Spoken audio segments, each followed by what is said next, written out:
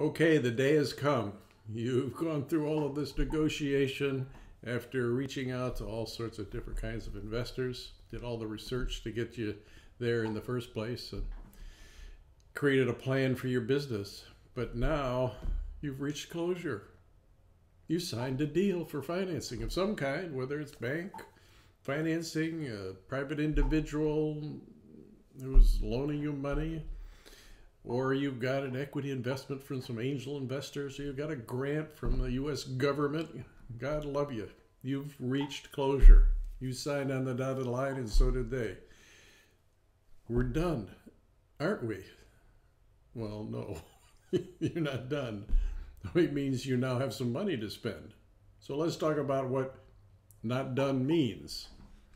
What it means is that now it's time to execute. It's time to deploy these funds in the manner that you described to these people.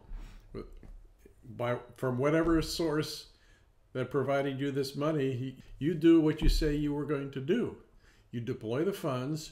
It means you hire people, or you buy equipment, or you spend on marketing and sales to grow your business. Whatever you told them that you said you were going to use the funds for, it was a slide in your pitch, remember? Use of funds. Now you're going to use them that way. So don't think about, well, I've changed my mind, I'm going to do something else, because the whole basis for you getting the funding in the first place was the plan you presented to them.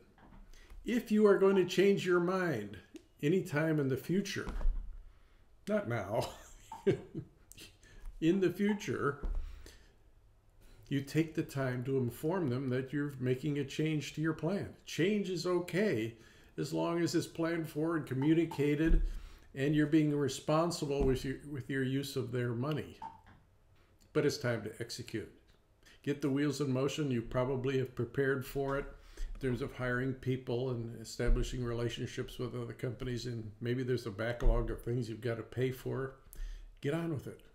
Don't wait around. So all of those commitments that you've made, you now have to follow through on.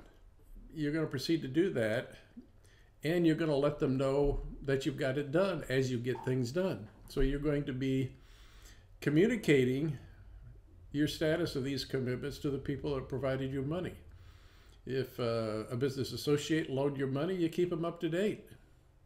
If it's a bank, they're going to be less interested on your operational details, but it would be good to let them know you're on track, so they know, and so their confidence in you will continue because you've kept them informed.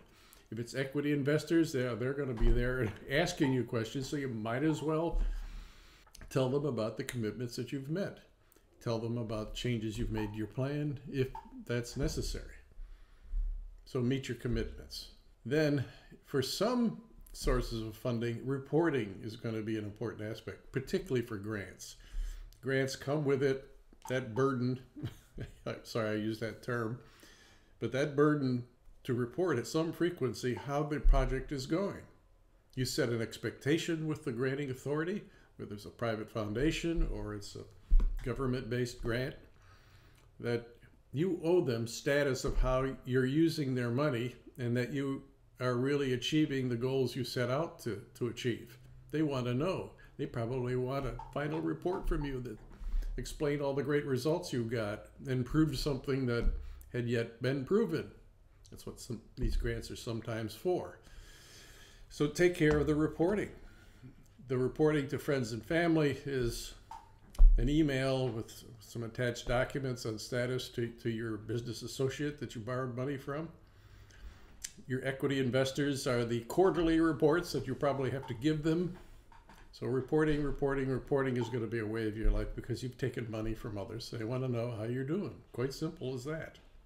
And then very importantly, all of these people that you have met with and made these commitments to, you're going to get to know. And I'm urging you to establish an ongoing working relationship with them that's very positive. Be a strong partner. They'll do the same thing in return. You may have to go back and ask them for favors, like more money or money to take the next step in your business. You want them on your side. You want them knowing how you're doing. Have an ongoing two-way communication that nurtures a trusted relationship between the two of you. and do that with all the people that were involved in the creation of your company in the first place, as well as the people who helped finance your company.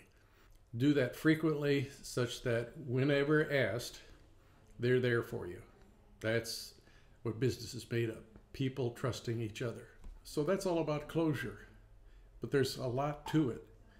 In the long run, closure is you execute on the commitments you've made, spending the money the way you said you would, and establish these long-term working relationships that are going to be the basis for future relationships you're going to have with them and additional financing or other aspects of running a business with you. With that, have a great day.